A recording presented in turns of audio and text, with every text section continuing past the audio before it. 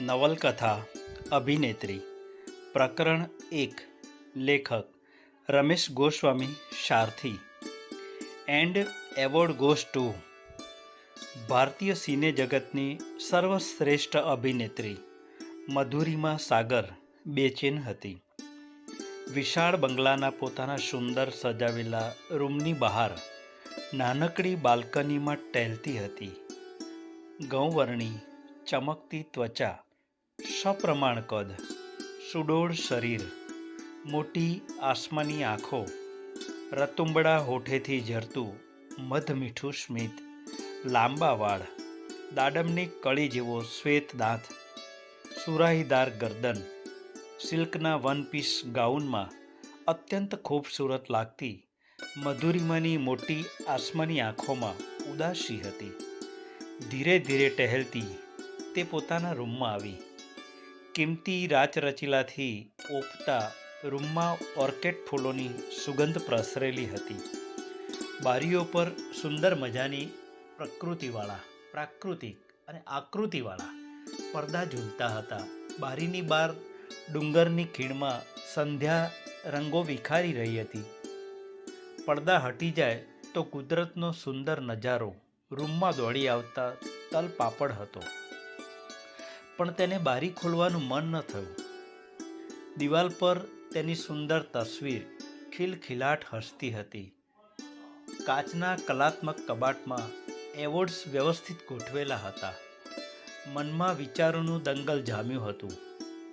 રડવું હતું ધ્રુસકે, પણ આંસુ જાણે થીજી ગયા હતા. વિચારનો કોઈ સુરેખ આકાર નહોતો. બધું વેર વિખેર હતું. અહીં સુધીની યાત્રામાં થાકી જવાયું હતું. એ ભોળપણ, એ ચાલાકી, જનૂન, એ ગાંડપણ બધું જ પાછળ છૂટી ગયું હતું. ભૂલો કરી હતી પારાવાર. કેમ ઘેરી ઉદાસી વળગી હતી. શાનું દુઃખ હતું અભિનેત્રીને. એ બેડરૂમ પર બેસી પડી. રૂમમાં અંધકાર પથરાઈ રહ્યો હતો. ધીરે ધીરે તેને લાઇટ ચાલુ કરવાનું ઠીક ન લાગ્યું, અથવા તો યાદ જ ન આવ્યું. મખમલી બેડ પર લંબાવીને શૂન્ય મનસ્ક નજરે તાકી રહી. સમય વહી રહ્યો હતો અને અંધકાર ઘાટો થઈ રહ્યો હતો. આજે સવારે જ નોકર ચાકરને કડક સૂચના આપી દેવાઈ હતી કે બોલાવ્યા વગર ઉપર આવવું નહીં. It's my order. અરે, હજી તો ગયા અઠવાડિયે જ અભિનેત્રી ક્ષેત્રનો વિશ્વનો સૌથી સન્માનનીય એવોર્ડ ઓસ્કાર મળ્યો હતો. And award goes to. હોલિવૂડમાં યોજાયેલ ભવ્ય સમારંભમાં રોશનીથી જળહળા થતા હોલમાં શબ્દો પડઘાયા હતા. મધુરિમા સાગર. સાડીમાં સજ્જ અપ્સરાસી લાગતી મધુરિમા રેડ કાર્પેટ પર મલપતી ચાલતી સ્ટેજ પર ગઈ હતી. એવોર્ડ સ્વીકારીને ગળગળી થઈ ગઈ હતી. સૌનો આભાર વ્યક્ત કરીને અત્યાર સુધીની યાત્રા વર્ણવીને રીતસરની રડી પડી હતી. અહીં સુધીનો પડાવ સરળ નહોતો. કાંટા પર ચાલીને આવી હતી એટલે ફૂલોથી ડર લાગતો હતો. આ સર્વશ્રેષ્ઠ સન્માન મળ્યું હતું એરિક બ્લેરની અનોખી ફિલ્મ ધ ડેથ ઓફ લાઈફના મકનીના પાત્ર માટે. અંગ્રેજી, હિન્દી સહિત અનેક ભાષામાં બનેલી આ ફિલ્મની વાત હતી કચ્છના આંતરિયાળ ગામડાની અભણ મકનીની. અસાધ્ય રોગથી પીડાતી યુવાન મકની રોજ મરી રહી છે, છતાં તે બિંદાસ જીવે છે. બકરીઓ ચરાવે છે, ગીતો ગાય છે, વગડો ખૂંદે છે. ના મૃત્યુની કોઈ રેખા તેના ચહેરા પર પડતી નથી. એક એનજીઓ તેની સારવાર કરે છે, દેખભાળ રાખે છે. એનજીઓના મલ્હાર દત્તને મકની સાથે પ્રેમ થઈ જાય છે. પણ મકની તો પોતાની જ મસ્તીમાં છે. કબૂલતી જ નથી કે મૃત્યુ તેના દરવાજે ટકોરા મારી રહ્યું છે. અને એક દિવસ નાના બાળકો સાથે સંતા કુકડી રમતી એક ગોખમાં સંતાઈ જાય છે, હંમેશાને માટે. સાવ સરળ ફિલ્મ દર્શકોને ચોધાર આંસુએ રડાવી ગઈ અને ઓસ્કર જીતી ગઈ મકની મધુરિમા સાગર. ઓસ્કારની રૂપકડી ટ્રોફી અંધારામાં પણ ચમકતી હતી. તે જોઈ રહી હતી તેને મકની બની જવું હતું, હસવું હતું, રડી પડવું હતું જોરથી, ગીતો ગાવા હતા, બારી ખોલી નાખવી હતી, પાછળ દેખાતા પહાડની ગોદમાં પહોંચી જવું હતું, રાડો પાડવી હતી, પોતાના નામની ફૂલો વીણીને જાત પર ઉડાડવા હતા, બાળક બની જવું હતું, અભિનેત્રીનો ખિતાબ ફગાવી દેવો હતો. પણ એવું કંઈ જ નહોતું થઈ શકતું. તે પડી રહી શિથિલસી. મકની જેવો રોગ લાગ્યો હોત તો એક બહાનું મળી જાત મરી જવાનું. કોઈ રોગ નહોતો. અકળ ખામોશી ઉમટી હતી. અંધારું ઘેરું વધુ ઘેરું થઈ રહ્યું હતું અને દર્દ પણ. નફરત થઈ ગઈ હતી આ ફાની દુનિયાથી. જમાનાએ પાડેલા ઉઝરડાના ઘા દૂજતા હતા. તે અંદરથી હચમચી ગઈ હતી. એવું કંઈક બન્યું હતું જે નહોતું બનવું જોઈતું. હવે મન નહોતું લાગતું ક્યાંય. બધું મિથ્યા લાગતું હતું. શ્વાસનો ભાર લાગતો હતો. તે ઊભી થઈ. બેડના ડ્રોવરમાંથી એક શીશી કાઢી. મુઠ્ઠો ભરીને ઊંઘની ગોળીઓ ગળી ગઈ. ફરી બેડ પર લંબાવ્યું, ઝંપલાવ્યું. હવે ચીર નિંદ્રામાં પહોંચી જવું હતું. થોડી જ વારમાં આંખો ઘેરાવા લાગી. નિંદ્રા વધવા લાગી. ધીરે ધીરે ધીરે ઊંડી બેહોશીમાં તે ગરકાવ થવા લાગી. ભારતીય સિને જગતની સર્વશ્રેષ્ઠ અભિનેત્રી મધુરિમા સાગરની બંધ આંખોની પડળ પર જીવનની ફિલ્મ ચલચિત્રની પટ્ટીની જેમ તાદ્રશ્ય થવા લાગી. લાલન કોલેજમાં ભણતી ફૂટડી મધુ જેવી ઘરમાં દાખલ થઈ કે મા કલ્યાણીએ ટહુકો કર્યો, ચાલ બેટા, તૈયાર થઈ જા, તને જોવા છોકરાવાળા આવવાના છે. કલામાસીની નણંદનો છોકરો છે. કેમ, તું ઓળખે તો છે ને એને? રાઘવ. ભણી લીધું છે. વાણિયાવાડમાં દુકાન છે બૂટ ચપ્પલની. સારું ખાનદાન છે. તારે તો ગામમાં જ સાસરિયું અને ગામમાં જ પિયર્યું. હે અલી મધુડી. પણ માં, મધુને ફાળ પડી. આટલા જલ્દી લગ્ન? હજી તો ભણવું છે. કોઈ સારી નોકરી મેળવવી હતી. પોતાની અલાયદી દુનિયા બનાવી હતી અને એક સપનું જોયું હતું, નાનકડું, સૌથી છુપાવીને હિરોઈન બનવાનું. કોલેજના ડ્રામામાં તે હંમેશા અવ્વલ આવતી. રમત રમતમાં શરૂ કરેલી એક્ટિંગ ધીરે ધીરે મનમાં ઘર કરી ગઈ. એક સુરેખ આકાર મનમાં દ્રઢ થતો ગયો. અભિનય કરવો. મહાદેવ છગન સાગર, ભુજના ભીડભંજન હનુમાનજીના પૂજારી, ધર્મપારાયણ પરિવાર, ભલા ભોળા મહાદેવ સાગર ભગવાનના માણસ.